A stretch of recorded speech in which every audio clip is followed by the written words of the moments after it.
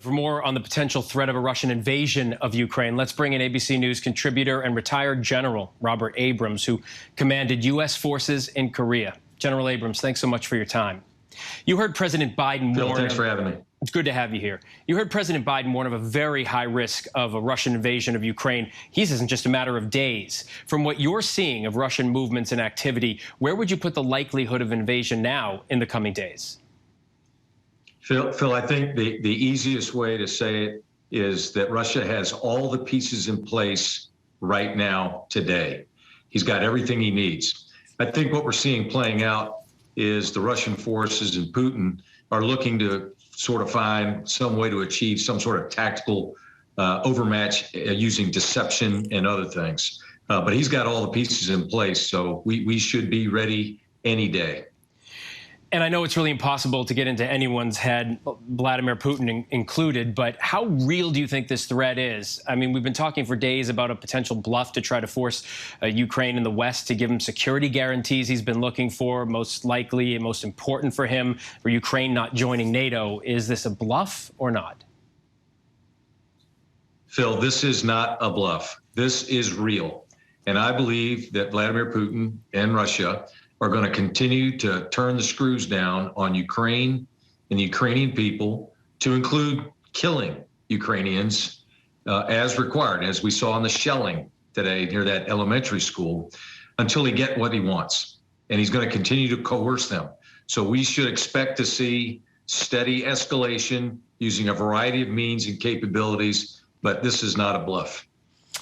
All right, and thinking that way and being a general, it's great we have you here. We want to get your opinion on a possible path of invasion that Russia would have if they were to go into Ukraine. Here's the map. Can you explain what those would be as far as moving into the country with conventional Russian forces?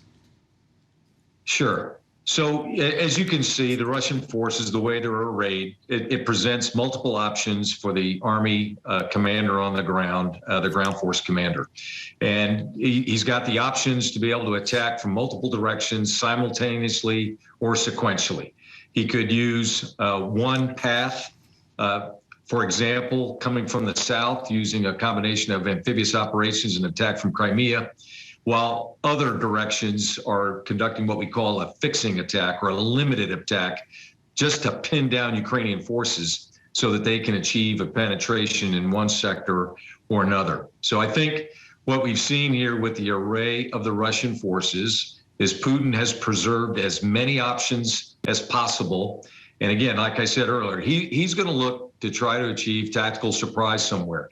He doesn't have the raw numbers in the aggregate. He's going to look where he can achieve decisive massing of his forces, where he has an overwhelming attacker to defender ratio, say in the neighborhood of 4 or 5 to 1. And that's where we can expect some sort of limited objective attack into Ukraine. What about a path that we don't see on that map? Explain what it would look like, including the threat of cyber attacks to destabilize Ukraine. Yeah, so we've been watching Russian cyber operations, for the last 3 or 4 weeks. And he's got unfettered access. He's demonstrated capability. There's all sorts of additional things that they could do to Ukraine. I think one big thing that's missing, well, there's a couple of big things missing from those maps, so it's hard to visualize for your listeners. But one of them is the use of Russian special forces, Spetsnaz. So these are highly trained. This is the cream of their crop. They're very, very good at what they do. So we could see potentially a Spetsnaz insertion under cover of darkness into key cities like Kiev, under the cover of darkness, and a limited cyber attack that took out the power grid, aided by Russian agents already on the ground to attack key infrastructure.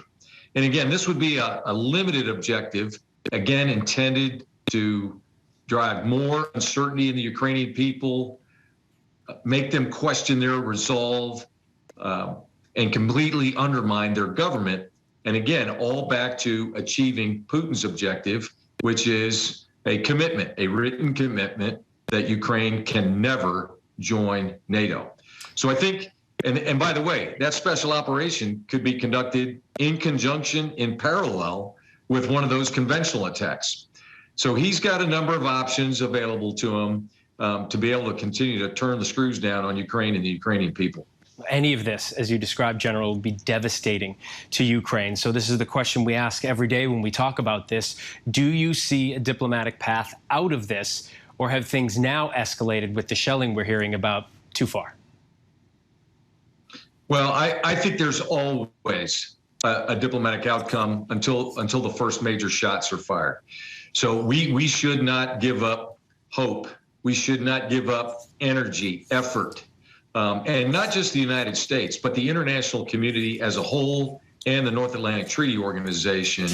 Everyone should be working full court press to find a diplomatic solution or some sort of off-ramp by which Russia is somehow, some way, satiated their need, their so-called security concerns, and at the same time, we've preserved Ukraine and protected the Ukrainian people. So I think there's still room for diplomacy. We're not at the end of it yet, but it's going to require everyone to give way together in the international community to be able to get us to an off-ramp.